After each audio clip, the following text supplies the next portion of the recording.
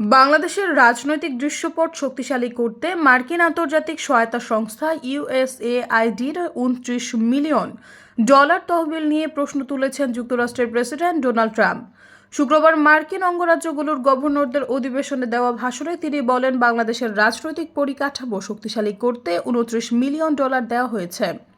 এ অর্থ এমন একটি প্রতিষ্ঠানকে দেওয়া হয়েছে যার নাম কেউই শোনেনি। কারা চেক পেয়েছেন কল্পনা করতে পারেন? ট্রাম্প আরও বলেন, কারো একটা ছোট প্রতিষ্ঠান আছে, এখান থেকে $10,000, ওখান থেকে $10,000 করে পায়, আর এরপর হঠাৎ যুক্তরাষ্ট্রের সরকার থেকে $29 মিলিয়ন পেয়ে গেল। ওই প্রতিষ্ঠানে মাত্র 2জন লোক কাজ করেন। আমি মনে করি তারা খুব খুশি, খুব ধনী হয়ে গেছে। শিগগিরই তারা একটা নামকরা বিজনেস ম্যাগাজিনের কভারে চলে আসবে। তিনি বলেন, ভোটার উপস্থিতির জন্য আমার বন্ধু নরেন্দ্র মোদি ও ভারতের কাছে $21 মিলিয়ন যাচ্ছে।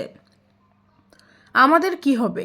আমিও চাই ভোটার উপস্থিতি। প্রসঙ্গত 16 ফেব্রুয়ারি মার্কিন প্রেসিডেন্টের ব্যয় সংকোচন দল ডিপার্টমেন্ট অফ গভর্নমেন্ট এফিসিয়েন্সি 11টি দেশের নাম এবং যুক্তরাষ্ট্রের অর্থায়নে বাতিল হওয়া কয়েকটি বিদেশি প্রকল্পের সুনির্দিষ্ট নাম তালিকাভুক্ত করে এক্সে পোস্ট করেন।